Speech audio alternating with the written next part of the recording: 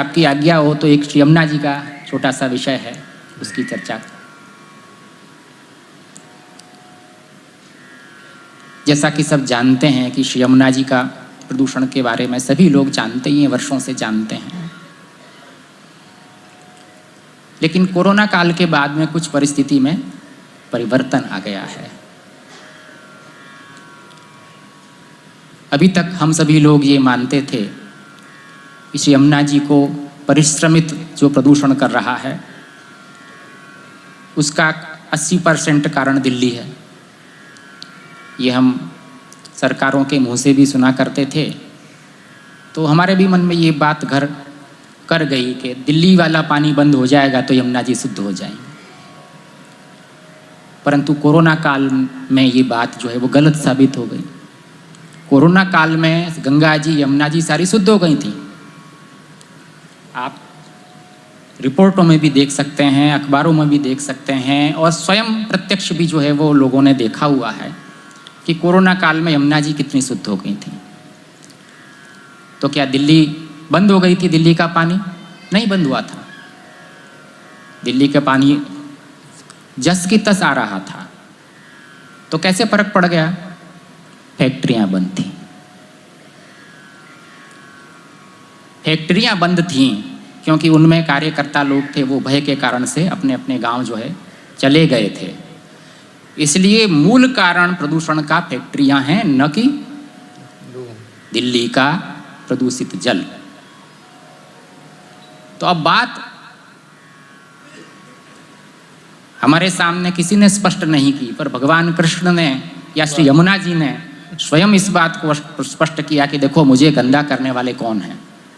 ये उनकी कृपा से हमको समझ में आया। सरकारी रिपोर्टें भी ये नहीं बताती, न सरकार हमें बताती है। इसलिए हम आंदोलन श्री रमेश बाबा महाराज की अध्यक्षता में जो हुआ, उसमें हम यही मांग हमेशा करते रहे कि दिल्ली का पानी बंद करो, दिल्ली का पानी बंद करो। फैक्ट्रियों की तो बात ही नहीं करते थे। पर स्वयं श्री यमुना जी ने इस बात को सूचित किया कि मुझको प्रदूषित फैक्ट्रियां कर रही हैं। और वो फैक्ट्रियां कहाँ हैं? उत्तर प्रदेश में ज़्यादातर।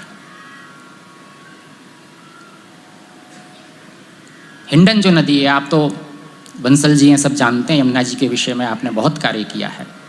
हिंडन जो है नदी, वो सबसे ज़्यादा फैक्ट्रियों का पानी लेके ओखला के आगे यमुना जी में मिलती है, और वहीं से सारा प्रदूषण शुरू हो जाता है। और इसमें 2 नदियाँ और मिलती हैं हिंडन में, कृष्णा नदी और काली नदी। वो सहारनपुर, बागपत, मेरठ, शामली, नोएडा, गाजियाबाद, इन 5-7 जिलों का प्रदूषित जल फैक्ट्रियों का वो कृष्णा और काली के माध्यम से हिंडन में गिरता है, और हिंडन से वो पानी फिर यमुना जी में गिरता है। करना केवल इतना है कि उन फैक्ट्रियों का जल गिरना बंद करना है, तो यमुना जी कोरोना काल की तरह आचमन योग्य हो जाएंगे।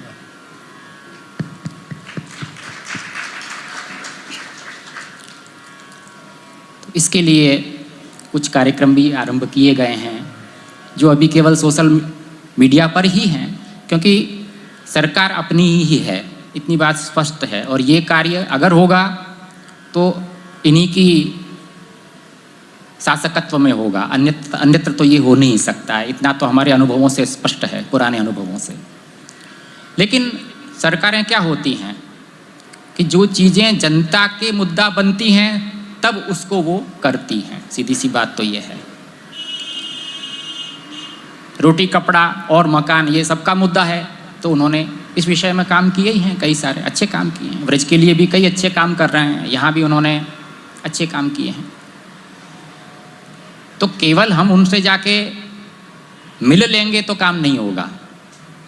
जब तक जनता इकट्ठी होकर उनको ये बताए नहीं कि ये कारण है और आप इसको दूर कर सकते हैं। केवल 5-7 जिलों की फैक्ट्रियों को ही तो बंद करने की बात है। गुजरात में मोदी जी ने ओंकारेश्वर और जहाँ तहाँ जेतपुर वगैरह में साड़ियों की कितना पानी प्रदूषित करता था, सबको बंद किया है। बहुत उत्कृष्ट काम किया है उन्होंने। तो हमारे श्रीमान योगी जी इस काम को कर ही सकते हैं। वो एक धर्माचार्य हैं, हम उनसे विनती भी जो है वो कर सकते हैं। उनसे प्रार्थना भी जो है वो कर सकते हैं। लेकिन जितनी अधिक जनता इस बात को कहेगी उतनी जल्दी उस काम का आरंभ होगा, मेरा ये कहना है। तो आप जो भी माध्यम, ईमेल वगैरह जो भी माध्यम हो, फेसबुक वगैरह, इंस्टा वगैरह, उस पर इस बात को लिखिए कि तथ्य ये है और ये होना चाहिए और ये आप ही कर सकते हैं, और आप करेंगे तो सभी संतों का, भक्तों का हृदय से आशीर्वाद आपको प्राप्त होगा। बस इतना मेरा कहना है कि चेतना हमारे अंदर आनी चाहिए। बाहरी आंदोलन तो बहुत होते रहे, पर हमारे मन में ही आंदोलन अगर नहीं है तो बाहरी आंदोलनों का कोई मतलब नहीं है। हमारा हृदय ही यदि पीड़ित नहीं है कि श्री यमुना जी प्रदूषित हैं, तो फिर हम बाहरी आंदोलन करके भी क्या कर पाएंगे। वो अंतर्यामिनी हैं, हमारी भावना को देखती हैं। यदि हम केवल उद्देश्य को पीछे छोड़कर व्यक्ति को ही आगे बढ़ाते हुए काम करने जाएंगे तो कभी वो काम होगा नहीं, कभी वो आंदोलन सफल हो ही नहीं सकता है। तो मेरा सबसे निवेदन ये है कि वर्तमान में जो समस्या है वो इतनी है अभी, और इसके ऊपर हम सभी ध्यान देंगे तो श्री यमुना जी की कृपा से, निश्चल हृदय से, निष्काम भाव से इस कार्य में हम आगे बढ़ेंगे तो वो कृपामयी है, करुणामयी है, माँ है। क्यों नहीं हमारे ऊपर कृपा करके पुनः अपने मूल रूप में, जो आज से 20 वर्ष पहले भी दर्शन दिया करती थी, क्यों नहीं देंगी। बस इतना कहकर मैं अपनी वाणी को यहीं विराम देता हूँ। पूज्य आचार्य चरण की जो आज्ञा है वह हम सबको अत्यंत श्रद्धा और आदर पूर्वक पालन करनी चाहिए।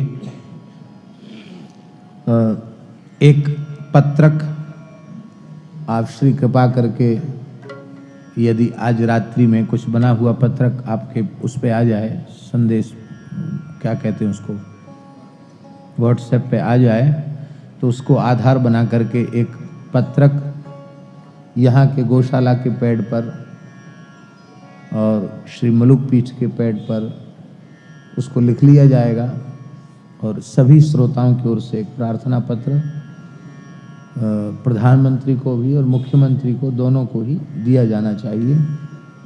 ये तो चला ही जाएगा। बाकी दास की सभी ब्रजवासियों से, संतों से, श्रोत्री समाज से यह प्रार्थना है कि वे 2 पोस्ट कार्ड कम से कम, एक पोस्ट कार्ड प्रधानमंत्री के नाम, एक पोस्ट कार्ड मुख्यमंत्री के नाम, योगी जी के नाम लिखें, और उसमें उस संक्षिप्त उसका मैटर, उसकी भाषा क्या होनी चाहिए उसको आप कृपा करके सूत्रात्मक रूप में बता देंगे, तो उस भाषा में सब अपने अपने भावों को निवेदन करें, और वहाँ बड़ी संख्या में पत्र भी पहुँचने चाहिए। और जो आजकल क्या कहते हैं सोशल मीडिया के माध्यम से व्हाट्सएप और क्या क्या होता है हमको कुछ पता नहीं, इसलिए हम इस संबंध में कुछ बता नहीं पाते हैं। क्यों? न तो हम व्हाट्सएप चलाए आज तक कभी, ना हम इसके बारे में जानते हैं, मोबाइल के बारे में भी नहीं जानते हैं, कभी प्रयोग नहीं करते इसलिए नहीं जानते। तो इसलिए, लेकिन जो लोग उसका उपयोग करते हैं उन्हें उसका उत्तम उपयोग करना चाहिए। और आज बड़े सौभाग्य का क्षण है कि पतंजलि योग पीठ से वहाँ के विश्वविद्यालय की जो प्राचार्या हैं, संस्कृत की परम विदुषी हैं, विधिवत इन्होंने महाभाष्य पर्यंत व्याकरण पढ़ा है और पढ़ाती भी हैं, न्याय, व्याकरण, वेदांत आदि विषयों को विधिवत पढ़ा है और बड़ी विदुषी हैं।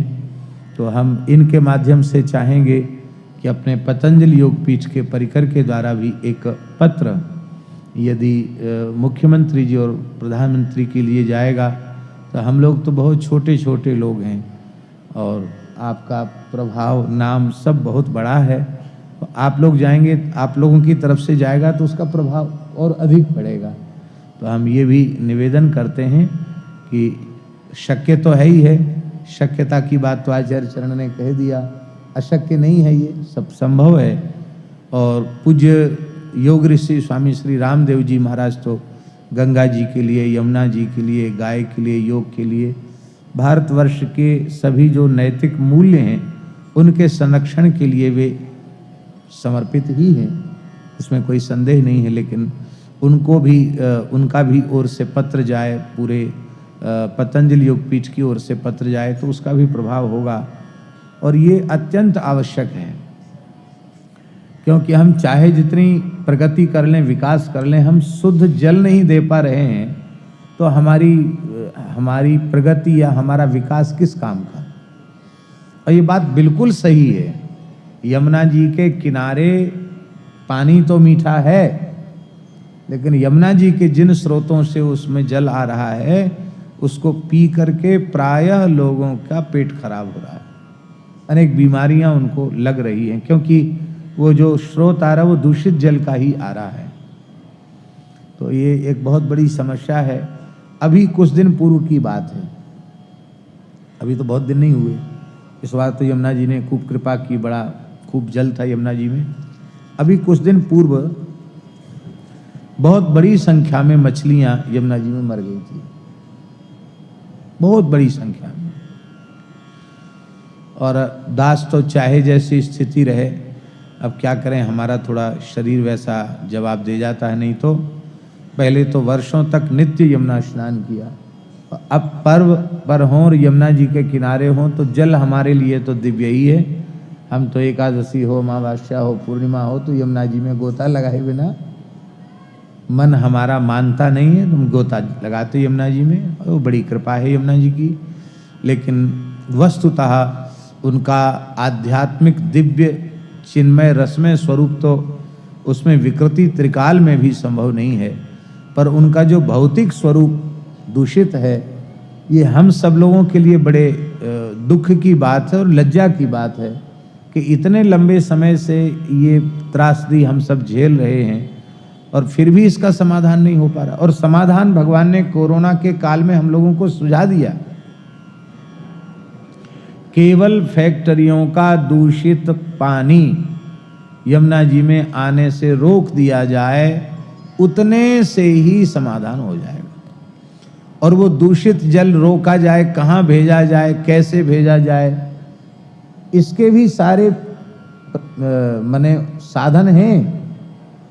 अभी देखो यमुना मिशन ने सारे गटरों को जो भी प्रत्यक्ष रूप में गिर रहे थे उनको रोक करके और उसी जल से उन्होंने आज लाखों वृक्ष लगाए हैं और वो कचड़े को, गंदगी को, जो अभिशाप था, उसे ब्रजभूमि के श्रृंगार के रूप में उन्होंने परिवर्तित कर दिया।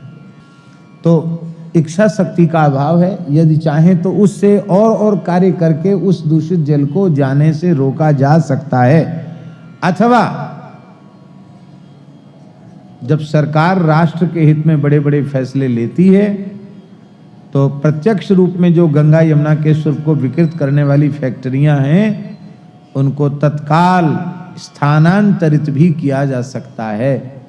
जब ताजमहल को लेकर के कितने भट्टे वाले और कितनी फैक्ट्रियों को इधर उधर कर दिया गया, बंद कर दिया गया केवल ताजमहल के लिए, तो श्री यमुना जी के जल की विशुद्धि के लिए जो उनमें प्रदूषण फैला रही हैं जो फैक्ट्रियां, उनको स्थानांतरित क्यों नहीं किया जा सकता? उसको स्थानांतरित किया जाना चाहिए।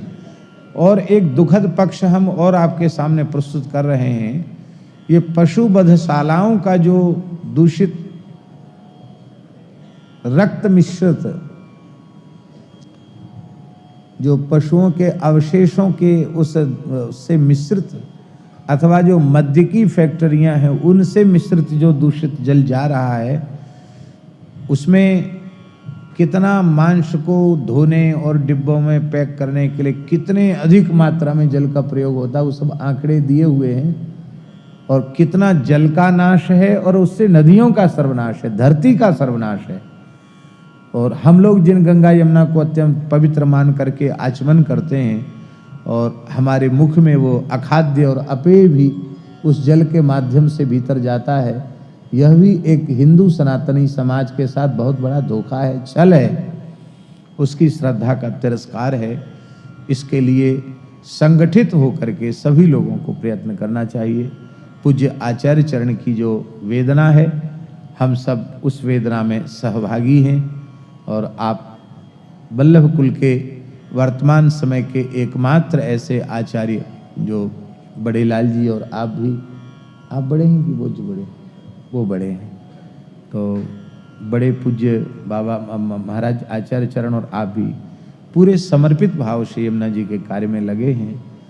तो भैया सबसे हमारी प्रार्थना है कि जो फेसबुक या कौन कौन बुक चलाते हैं, क्यों भरत जी डॉक्टर साहब, वो सब अपने कम से कम मलुक पीठ जड़खोर के जो हैं उन पर ये संदेश जो सोशल मीडिया है, जो अपने सूरश्याम का, जड़खोर का, मलुक पीठ का, सब जगह उसको आप प्रसारित करिए, प्रचारित करिए।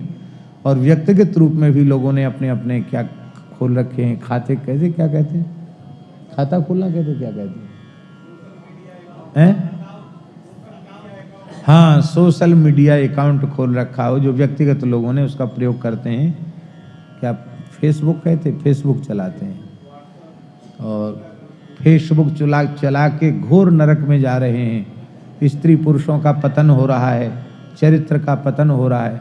भैया उसका सब दुरुपयोग मत करो, उत्तम उपयोग उसका आप लोग कीजिए।